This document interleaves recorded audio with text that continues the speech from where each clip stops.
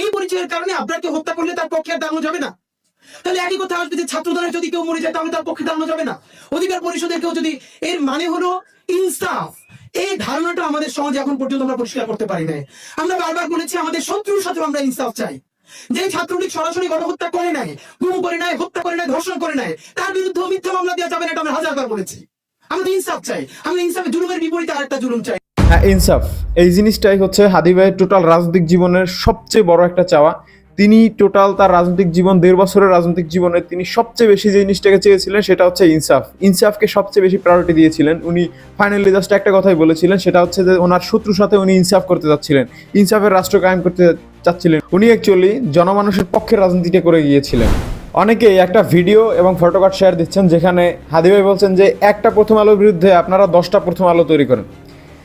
এই video photocard দিয়ে আপনারা বলতেছেন যে ভাই হাদি ভাই গড়ার রাজনীতি করতেন, তিনি মব ভায়োলেন্স ইত্যাদি সাপোর্ট করতেন না।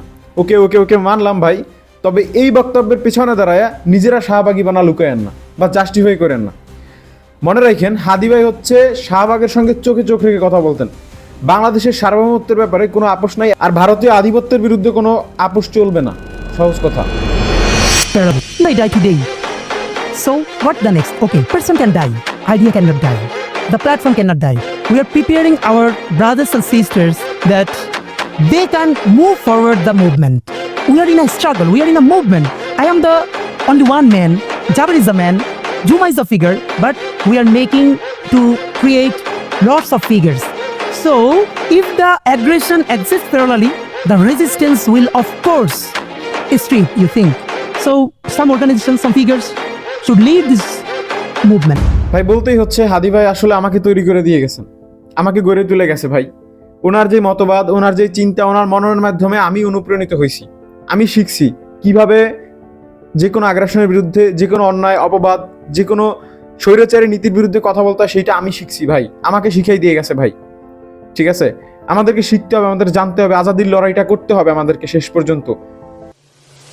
একটা তুমুল মিছিল হচ্ছে অন্যায়ের বিরুদ্ধে, সেই মিছিলের সামনে আমি আছি, কোনো একটা বুলেট এসে আমার বুকটা হয়তো বিদ্ধ করে দিয়েছে, এবং সেই মিছিলে আমি হাসতে হাসতে আমি শহীদ হয়ে গেছি। এবং সবাই যখন মৃত্যুটাকে ভীষণ ভয় পায়, আমি তখন হাসতে হাসতে আল্লাহর কাছে ভীষণ সন্তুষ্টি নিয়ে পৌঁছতে চাই যে আমি একটা ন্যূনতম ওই জীবনটা লিড করতে পারলাম, যে আমি একটা ইনসাফের হাসি নিয়ে আমি আমার আল্লাহর কাছে পৌঁছতে চাই। সুতরাং আগামী 50 বছর বাঁচলাম, কোনো ইম্প্যাক্ট তৈরি হলো না আমার দিয়ে, দেশের জন্য, রাষ্ট্রের জন্য, উম্মার জন্য, জাতির জন্য। কিন্তু আমি ধরেন 5 বছর বাঁচলাম, সেটার মধ্য দিয়ে যদি আগামী 50 বছরের ইম্প্যাক্ট তৈরি হয়, তাহলে অনেকদিন বেঁচে থাকায় কি সাফল্যের বলেন? ভাই ওনার রাজনৈতিক ক্যারিয়ার মাত্র 1.5 বছরের, কিন্তু ওই 1.5 বছরে যে ইম্প্যাক্ট আজকের বাংলাদেশের রাজনীতিতে তৈরি করে দিয়ে গেছেন, আমার মনে হয় আগামী 50 বছর হয়তো 1 শতক মানুষ হয়তো ওনাকে মনে করবে, যে ইম্প্যাক্ট সৃষ্টি করে দিয়ে গেছেন আল্লাহ। মানে ওনার জাস্ট মুখের বয়ানগুলা, উনি কিন্তু কোনোদিন কোনো ক্ষমতায় আসার সেই সুযোগটা হয় না, এর আগে আল্লাহ ওনাকে নিয়ে গেছে। একটা মানুষ সে আসবে আমাদের মাঝখানে, এর আগেই যেই বয়ানগুলো আমাদের মাঝখানে দিয়ে গেছে ভাই, এই বয়ানগুলো ভাই আমি আগের ভিডিওতে বলছি ভাই, 100 জন রাজনীতিবিদের মধ্যে আমি এই বয়ানটা আমি খুঁজে পাই নাই ভাই, যেটা ওনার মধ্যে খুঁজে পাইছি। একজন সাধারণ মানুষ কি বইলে গেছে মাহবুব, উনি জাস্ট 1.5 বছরের রাজনৈতিক ক্যারিয়ারে উনি যা বইলে গেছে, এটা আসলে আগামী 10 বছর, 20 বছর, 100 বছরে এর ইম্প্যাক্ট মানুষ কখনো ভুলবে না। একজন মানুষ ছিল যে শরীফ ওসমান হাদি, সেরা একজন মানুষ ছিল, ঠিক আছে, যে দৃঢ় কণ্ঠে অন্যায়ের প্রতিবাদটা করতো।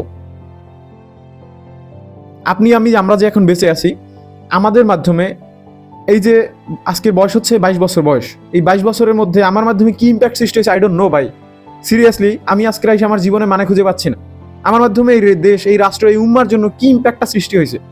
নিজের কাছে একটু ভাই প্রশ্ন করেন যে আপনার মাধ্যমে কি ইম্প্যাক্টটা সৃষ্টি হয়েছে বলেন ভাই। আমাদের সারা জীবন যতদিন দুনিয়াতে বেঁচে আছি, আমাদের উচিত মানুষের পক্ষে, আজাদির পক্ষে লড়াইটা করা, যাতে মৃত্যু হইলে যাতে একটা ইয়া থাকে যে না, আল্লাহর কাছ থেকে হয়তো আমি পার পেয়ে যাবো। জীবনে যেই পাপ করছি মাহবুদ, কিভাবে তুমি মাফ করবো আমি জানি না, কিন্তু মৃত্যুটা তুমি ওইভাবে দিও যেভাবে করে শরীফ ওসমান হাদি আমাদের মাঝখান থেকে বিদায় নিয়েছেন। মানুষের জন্য কাজ করতে করতে, দেশের জন্য কাজ করতে করতে, দশের জন্য কাজ করতে করতে যে এইভাবে বিদায় নিয়েছেন, হয়তো এই মৃত্যুটা আমরা পাবো না, কিন্তু মাহবুদ তুমি হয়তো আমাদের এই একটু একটু অ্যাপ্রোচিং, তুমি এইটুকু কবুল করে নিও মাহবুদ।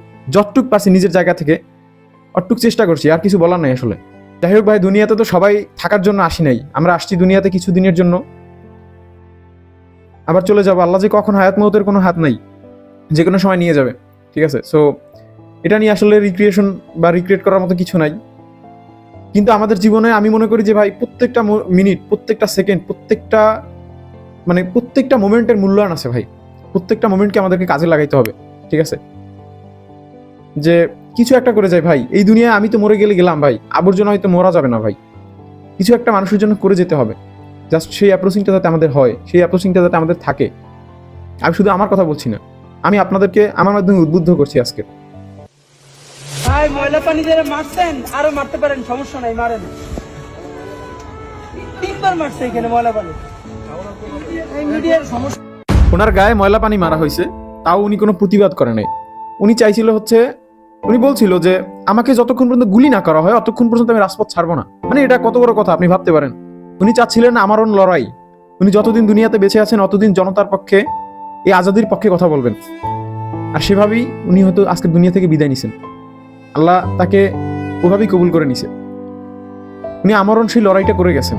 উনি চাচ্ছিল হচ্ছে যে ওনার সৌন্দর্য যাতে মুগ্ধ হয়, ওনার ক্যারেক্টার, ওনার চরিত্রে, ওনার পারস্পরিক, ওনার দলের, ওনার ইনকলাব মঞ্চের সৌন্দর্যে মুগ্ধ হয়ে যাতে ওনার পাশে এসে লোকজন দাঁড়ায়। হ্যাঁ, এক্ষেত্রে অনেক জায়গায় উনি সফল হয়েছিল, কিন্তু এর আগেই তো আল্লাহ ওনাকে তুলে নিছে আমাদের মধ্য থেকে। আসলে একটা জিনিস কি ভাই, ফাইনালি আমি একটা কথা বলি, এটা হচ্ছে ভাই, ভালো মানুষ বেশি দিন দুনিয়াতে থাকে না।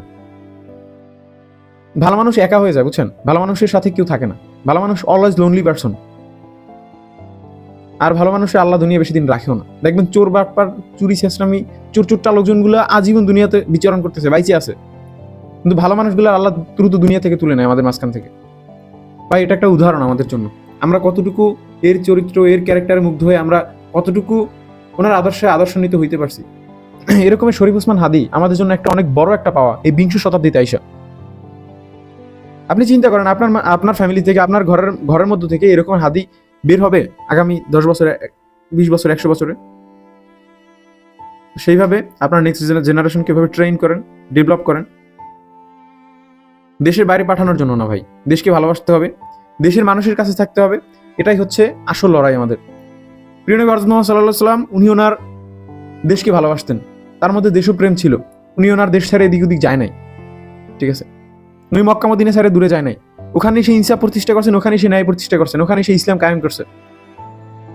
ভাই সেই জায়গা থেকে এটা একটা ঠুনকো একটা লড়াই, বুঝছেন? ইসলাম কায়েম সে বহুত বছর, শত বছর আগেই মহানবী হযরত মুহাম্মদ সাল্লাল্লাহু আলাইহি ওয়াসাল্লাম করে গেছেন। এখন জাস্ট ওনার আদর্শগুলোকে বাস্তবায়ন করার পালা। এরকম বিপ্লবীরা আসবে, শাহাদাত বরণ করবে, এটা স্বাভাবিক। আল্লাহ এরকম ভালো মানুষগুলোকে তুলে নিবে আমাদের মাঝখান থেকে, আমরা দেখব।